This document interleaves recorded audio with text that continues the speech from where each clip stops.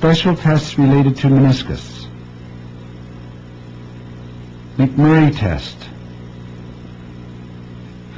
The McMurray test is a useful adjunct to the diagnosis of a longitudinal tear or a flap tear of the posterior part of a semilunar cartilage. To test the medial meniscus, the patient lies supine, and by grasping the heel with one hand, the leg is fully flexed at the knee.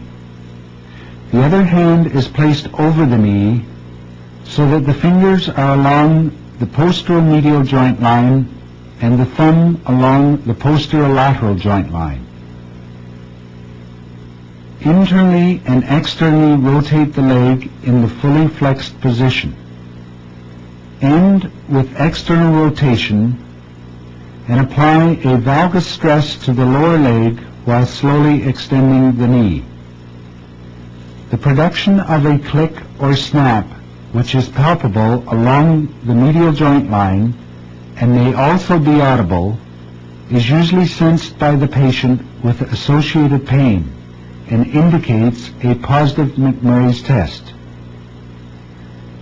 The examiner is cautioned that clicks arising from sites other than a tear of the posterior meniscus may be elicited. But the McMurray click, although specific in character and localization, is only one sign of posterior meniscal pathology.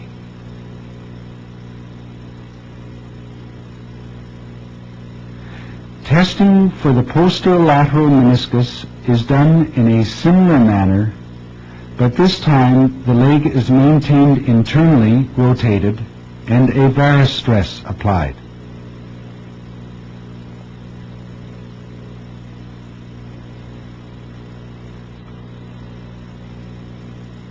Apley compression and distraction test. Compression test. The patient lies prone on the examining table and the knee is flexed to 90 degrees. Stabilize the patient's thigh by applying light pressure posteriorly with your lower leg. While pressing downwards on the heel, rotate the tibia internally and externally. Complaints of pain and its localization, either medially or laterally, implicate meniscal pathology as the meniscus is ground between the femur and the tibia during rotation.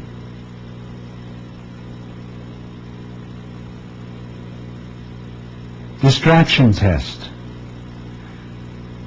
Maintaining the same position, now distract the knee by pulling upwards on the foot and heel. Again, internally and externally rotate the tibia, and any pain produced should be localized by the patient.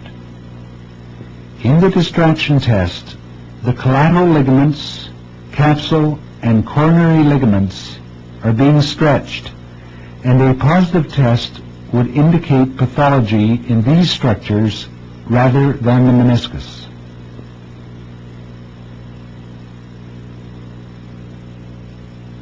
Special tests related to knee stability. As mentioned in the introduction to this program, the knee does not have an inherently stable bony architecture and relies upon the ligaments and capsule for stability. The tests for the integrity of the collateral ligaments and the anterior and posterior cruciate ligament will be discussed. Collateral ligaments. Medial. With the patient in the supine position, allow the thigh to remain on the examining table to assist patient relaxation. Abduct the leg and stabilize the lower leg between the examiner's arm and body to allow both hands to be free. Apply one hand to the lateral aspect of the knee and with the other hand palpate the medial joint line. A valgus stress is then applied to the knee, initially in full extension and then in approximately 30 degrees of flexion, while palpating the medial joint line to detect any opening or separation of the upper tibial margin from the distal femur. Medial opening of the knee in extension, as well as flexion, implies a more significant instability and consequently more structural damage than does opening in flexion alone. Lateral.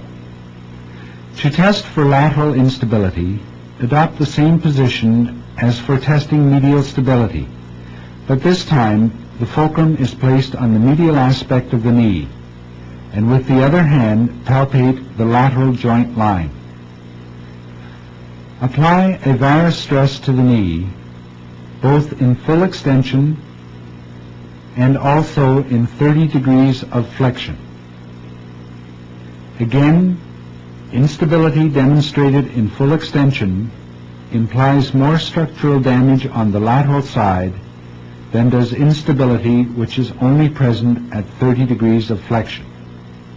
Stress views can confirm the diagnosis, and if patient relaxation is not possible because of pain, the use of local, regional, or general anesthesia may be indicated.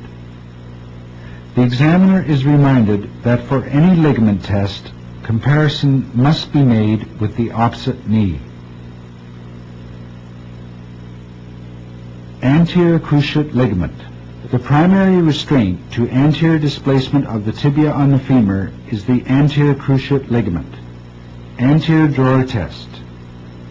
The anterior drawer test is performed with the patient supine and the knees flexed to 90 degrees and the feet flat on the examining table.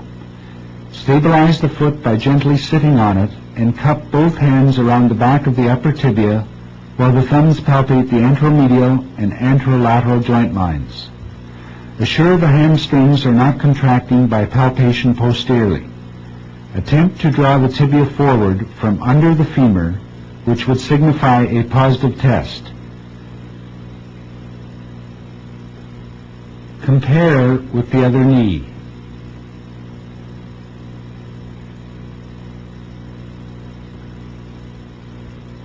Lockman test.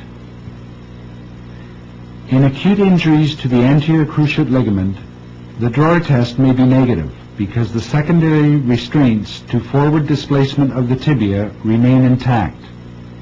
Also, pain, hamstring spasm, and a tense hemarthrosis may negate the anterior drawer test done with the knee flexed to 90 degrees.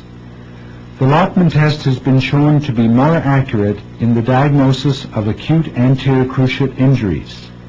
In the Lockman test, the upper tibia and lower femur are grasped by the examiner's hands while the knee is held in approximately 10 degrees of flexion. Forward sliding of the tibia in response to a forward pull on the tibia indicates a positive Lockman test and is diagnostic of an anterior cruciate ligament injury. There is also a lack of a definite endpoint in contrast to the sharp definite endpoint in a negative test or when the anterior cruciate remains intact. Pivot shift test. With chronic tears of the anterior cruciate ligament, the secondary restraints become lax and an anterolateral instability becomes manifest. In full extension, the anterolateral aspect of the tibia subluxes forward from under the femoral condyle and reduces during flexion. To demonstrate this phenomenon clinically, the patient lies supine and the leg is elevated by grasping the tibia above the ankle. Internally rotate the tibia and apply an anterovalgus force over the upper lateral aspect of the lower leg. Passively flex the knee and at approximately 30 to 40 degrees, the tibia will appear to jump posteriorly into its reduced position. Likewise, progressing from a flexed position, the tibia will appear to jump anteriorly as full extension is approached.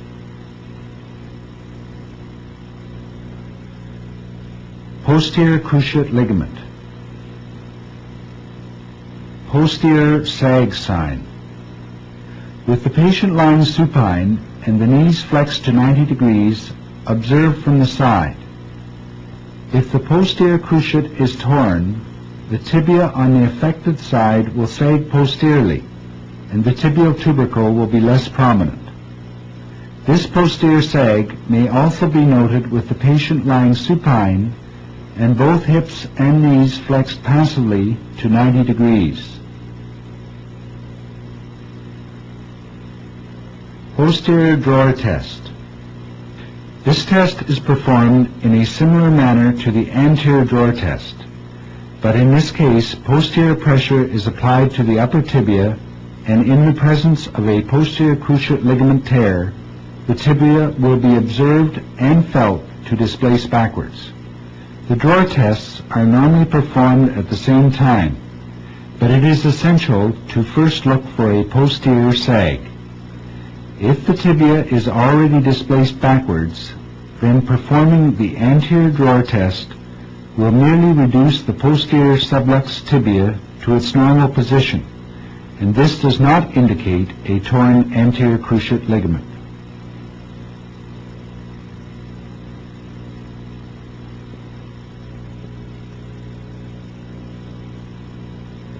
This concludes the examination of the knee.